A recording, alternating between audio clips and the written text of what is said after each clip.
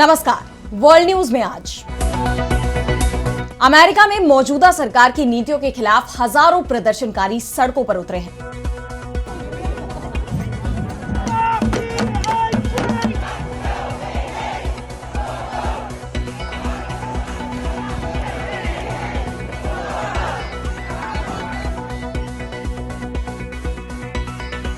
राष्ट्रपति Donald Trump और उनके करीबी सहयोगी एलन मस्क को लेकर जमकर नाराजगी का इजहार किया जा रहा है।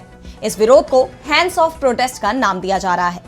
तो अमेरिका में ट्रंप का शुरू हुआ विरोध, इस पर हम करेंगे विस्तार से चर्चा, लेकिन आइए जरा उन खबरों को भी देख लें जिन पर आगे होगी बात। बांग्लादेश में बांग्लादेश नेशनलिस्ट पार्टी ने की देशव्यापी विरोध प्रदर्शन की तैयारी। राष्ट्रीय चुनाव के लिए स्पष्ट रोड मैप प्रदान करने में अंतरिम सरकार की नाकामी पर होगा प्रदर्शन।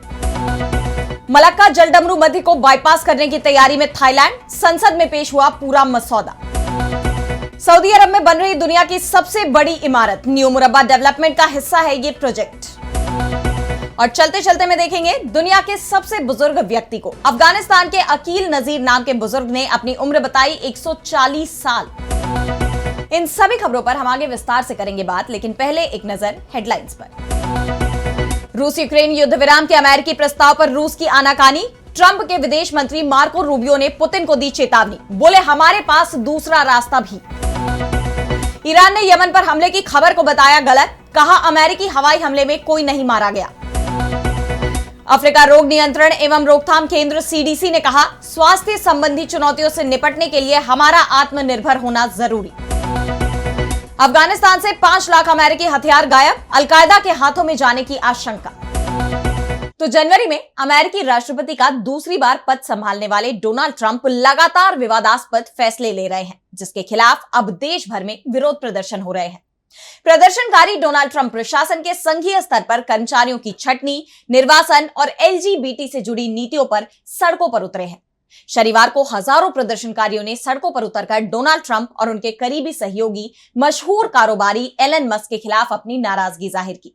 अमेरिका में इसे हैंड्स ऑफ प्रोटेस्ट नाम दिया गया है। इसका मकसद ट्रंप को यह संदेश देना है कि वो लोगों के निजी मामलों में दखल देना बंद करे। आपको बता दें कि हैंड्स ऑफ प्रोटेस्ट को अमेरिका में हालिया वर्षों में हुए सबसे बड़े प्रोटेस्ट में से एक माना जा रहा है। शनिवार को 50 राज्यों में 1200 से ज्यादा जगहों पर विरोध प्रदर्शन हुए हैं, जिनमें नागरिक अधिकार संगठनों, लेबर यूनियन, एलजीबीटी समर्थकों, मानवाधिकार कार्यकर्ताओं के 150 से ज्यादा संगठनों ने देश भर में रैलियां आयोजित की। इस दौरान बच्चों से लेकर बुजुर्ग तक सड़कों पर ट्रंप और मस्क के खिलाफ पोस्टर लहराते दिखे। एलन मस्क और डोनाल्ड ट्रंप को तानाशाह बताते हुए प्रदर्शनकारियों ने कहा कि ट्रंप अमेरिका को एक नफरती देश में बदल रहे हैं, जिसे वो स्वीकार नहीं कर सकते। इस प्रदर्शन को 2017 के महिला मार्च और 2020 के ब्लैक लाइव्स मैटर विरोध प्रदर्शनों के स्तर का प्रोटेस्ट माना जा रहा है। अमेरिका के बोस्टन में प्रदर्शनकारियों ने कहा कि वे अमेरिकी यूनिवर्सिटी के छात्रों पर आप्रवासन से जुड़े छापों की वजह से प्रोटेस्ट कर रहे हैं। यहां यूनिवर्सिटी के कई विदेशी छात्रों को गिरफ्तार कर डिपोर्ट किया गया है। कई प्रदर्शनकारियों ने स्वास्थ्य सेवाओं में कटौती पर गुस्सा दिखाया। वहीं एलजीबीटीक्यू समुदाय पर ट्रंप प्रशासन की सख्ती ने भी लोगों को गुस्सा किया है। प्रदर्शनकारियों का यह भी कहना है कि एलन मस्क को देश के संसाधनों पर गलत तरह से इस्तेमाल करने का हक दिया जा रहा है। और अब बढ़ते हैं अगली खबर की तरफ, जहां हम बात करेंगे बांग्लादेश की। तो बांग्लादेश में फिलहाल मोहम्मद यूनुस के नेतृत्व में अंतरिम सरकार संचालन कर रही है। 5 अगस्त 2024 को प्रदर्शनकारी छात्रों ने शेख हसीना सरकार का तख्ता पलट कर दिया था। अब अंतरिम सरकार को सत्ता संभाले 8 महीने हो गए, लेकिन बांग्लादेश के हालात अब तक स्थिर नहीं हो पाए। ऐसे में वहां नए सिरे से चुनाव की मांग जोर पकड़ रही है, लेकिन यूनुस सरकार चुनावों को लेकर बहुत गंभीर नजर नहीं आ रही। आरोप लग रहे हैं कि सत्ता पर बने रहने के लालच में वो चुनाव नहीं करवा रहे। चुनाव की तेज होती मांग को देख यूनुस सरकार ने यह भरोसा तो दिया कि इस साल के अंत तक या फिर 2026 के मध्य तक बांग्लादेश में लोकतांत्रिक चुनाव करवाए जाएंगे, लेकिन आंतरिक सरकार अब तक इस चुनाव के लिए कोई रोड मैप तैयार नहीं कर पाई है, जिसे लेकर अब पूर्व पीएम खालिदा जिया की पार्टी बीएनपी ने यूनुस सरकार के खिलाफ मोर्चा खोलने की तैयारी कर ली है। बांग्लादेश नेशनलिस्ट पार्टी यानी बीएनपी राष्ट्रीय चुनाव के लिए स्पष्ट रोड मैप प्रदान करने में अंतरिम सरकार की नाकामी को उजागर करने के लिए सहयोगियों के साथ देशव्यापी विरोध प्रदर्शन करने पर विचार कर रही है। बांग्लादेशी मीडिया आउटलेट यूएनबी के मुताबिक बीएनपी ढाका में बड़े पैमाने पर सार्वजनिक रैली आयोजित करेगी और अंतरिम सरकार को चुनाव की तारीख की घोषणा करने के लिए समय सीमा तय करेगी। रैलियों का सिलसिला मई तक जारी रहेगा। बीएनपी के एक वरिष्ठ नेता ने कहा कि अंतरिम सरकार का कार्यकाल बढ़ाने और चुनाव में देरी करने की जानबूझकर कोशिश की जा रही है। पार्टी ने चेतावनी दी कि अगर दिसंबर तक चुनाव नहीं हुए तो लोगों में अस्थिरता और तीव्र आक्रोश पैदा हो सकता है। वहीं यूनुस के 25 मार्च के भाषण की निंदा करते हुए बीएनपी महासचिव मिर्जा फखरुल इस्लाम आलमगीर ने कहा कि मैं बहुत निराश हूं कि मुख्य सलाहकार ने 25 मार्च को अपने भाषण में स्पष्ट चुनाव रोडमैप का उल्लेख नहीं किया। मेरा मानना है कि चुनाव रोडमैप का अभाव सरकार की राजनीतिक अनुभवहीनता को दर्शाता है। आपको बता दें कि यूनुस ने अपने संबोधन में कहा था कि चुनाव दिसंबर 2025 और जून 2026 के बीच होंगे। दरअसल बांग्लादेश में जो राजनीतिक संगठनों की बहुचर्चित एकता पूर्व प्रधानमंत्री शेख हसीना की सरकार को हटाने के दौरान नजर आई थी, अब वो पूरी तरह से बिखर चुकी है। पिछले 7 महीनों में देश के संकट में फंसने के साथ ही कई राजनीतिक नेता जो पहले यूनुस का समर्थन करते थे, अब उनकी खुलकर निंदा कर रहे हैं, खासकर राष्ट्रीय चुनाव कराने में हुई लंबी देरी को लेकर। ऐसे में अब बीएनपी का यह प्रदर्शन यूनुस सरकार के लिए बड़ी मुश्किलें खड़ी कर सकता है। और अब अगली खबर में बात करेंगे थाईलैंड की। तो दुनिया के महत्वपूर्ण चोक पॉइंट्स में से एक मलक्का जलडमरू मध्य को बाईपास करने की तैयारी की जा रही है। इसके लिए थाईलैंड के जमीनी इलाके से एक नहर बनाने की योजना है। बता दें कि मलक्का जलडमरू मध्य प्रशांत सागर को हिंद महासागर से जोड़ता है। अगर मलक्का जलडमरू मध्य को बाईपास करने की परियोजना सफल रहती है तो इसका सबसे ज्यादा फायदा चीन को होगा। चीनी पनडुब्बियां और युद्धपोत इस परियोजना के जरिए सीधे हिंद महासागर में प्रवेश कर जाएंगे, जिनकी शिनाख्त करना अमेरिका और हिंदुस्तान के लिए मुश्किल होगा। इस प्रोजेक्ट में अरबों डॉलर खर्च होने की संभावना है, जिसमें 5 सालों से ज्यादा का वक्त भी लग सकता है। थाईलैंड के परिवहन मंत्रालय के एक बयान के मुताबिक इस प्रस्ताव से संबंधित विधेयक चुम्फान, रानोंग, सुरथानी और नाखोन सी थम्मारत प्रांतों में दक्षिणी आर्थिक गलियारे के विकास को गति देने के लिए एक आयोग की स्थापना करेगा। प्रधानमंत्री पेंटोगटान शिनावात्रा की फ्यू थाई पार्टी लगभग 1 खरब बाट यानी 29 बिलियन अमेरिकी डॉलर की लागत से तथाकथित लैंड ब्रिज परियोजना का प्रस्ताव कर रही है, जो देश के दक्षिणी प्रायद्वीप के दोनों ओर 2 प्रस्तावित बंदरगाहों को एक नए राजमार्ग और रेल लाइन से जोड़ेगी। 100 किलोमीटर यानी 62 मील का यह कनेक्शन मलक्का जलडमरू मध्य को दरकिनार करके हिंद और प्रशांत महासागरों के बीच शिपिंग समय को कम करेगा। मलक्का जलडमरू मध्य मलेशिया और सिंगापुर के बीच एक संकरी समुद्र गली जैसा है, जो दुनिया के सबसे व्यस्त समुद्री मार्गों में से एक है। मसौदा विधेयक के मुताबिक प्रधानमंत्री की अध्यक्षता वाला नया आयोग परियोजना में बताए क्षेत्रों में रसद, बुनियादी ढांचे, सूचना प्रौद्योगिकी और अन्य सुविधाओं के लिए विकास के लिए जिम्मेदार होगा। यह परियोजना को निधि देने के लिए धन खोजने का भी काम करेगा। सत्तारूढ़ फ्यू थाई पार्टी के नेता और थाईलैंड के पूर्व प्रधानमंत्री श्रीथा थाविसिन ने पहले अमेरिका और चीन की यात्राओं के दौरान विदेशी निवेशकों को लैंड ब्रिज परियोजना के बारे में बताया था।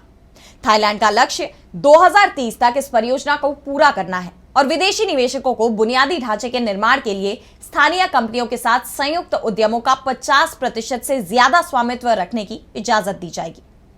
परिवहन और यातायात नीति और नियोजन कार्यालय के मुताबिक अंडमान सागर में रानोंग और थाईलैंड की खाड़ी में चुम्फान में गहरे बंदरगाहों की लागत 630 बिलियन बाट हो सकती है। और अब अगली खबर में बात करेंगे सऊदी अरब की। तो सऊदी अरब में दुनिया की सबसे बड़ी इमारत बनने जा रही है, जिसकी चर्चा जोरों पर है। रियाद में 400 मीटर ऊंची इमारत मुकाब बनाई जा रही है, जो एक विशाल क्यूब के आकार की इमारत है। ये 400 मीटर ऊंची, 400 मीटर चौड़ी और 400 मीटर लंबी होगी। इस गगनचुंबी इमारत को लेकर दावा किया जा रहा है कि इसमें अमेरिका की 20 एम्पायर स्टेट बिल्डिंग समा सकती है। यानी ये इमारत कितनी बड़ी है, इससे इसका अंदाजा लगाया जा सकता है।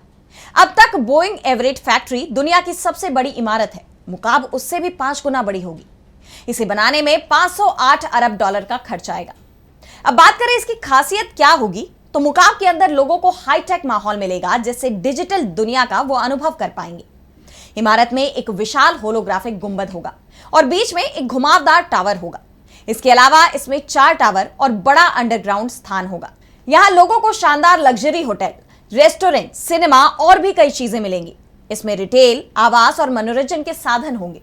इसके साथ साथ मकाब की छत पर एक विशाल बगीचा भी होगा। ये प्रोजेक्ट सऊदी अरब के न्यू मुरब्बा डेवलपमेंट प्रोजेक्ट का हिस्सा है, जिसका लक्ष्य राजधानी रियाद को पर्यटन और व्यापार का केंद्र बनाना है।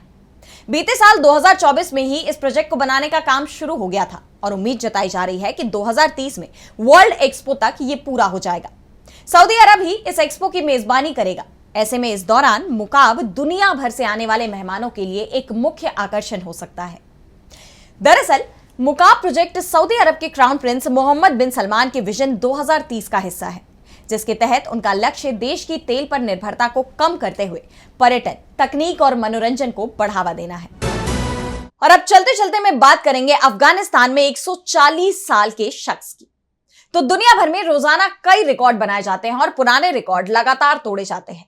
कुछ रिकॉर्ड ऐसे भी होते हैं जो हर कोई बनाना चाहता है। इनमें सबसे ज्यादा उम्र तक जीने का रिकॉर्ड भी शामिल है। हर कोई इस रिकॉर्ड को अपने नाम करना चाहेगा।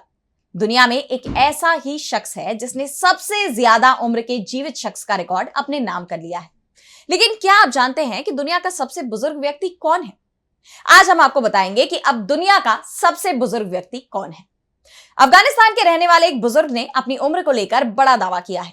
अकील नजीर नाम के शख्स का कहना है कि उनकी उम्र 140 साल हो चुकी है। इस बार अफगानिस्तान की तालिबान सरकार ने कहा कि वो अकील के उम्र के दावे की जांच कर रही है।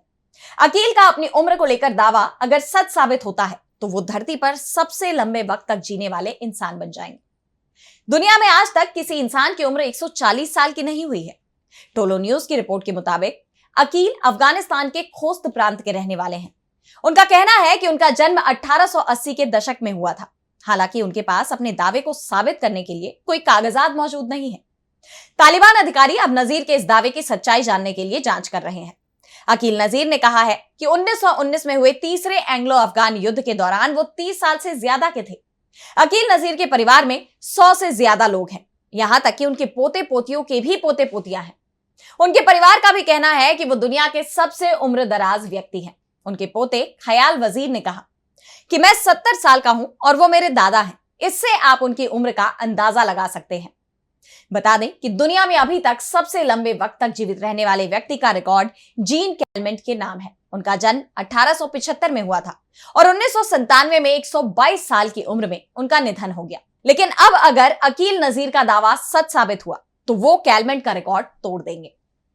तो आज इस वर्ल्ड बुलेटिन में इतना ही। देश दुनिया की तमाम बड़ी खबरों के लिए बने रहिए DV लाइव के साथ और मुझे दीजिए इजाजत। नमस्कार।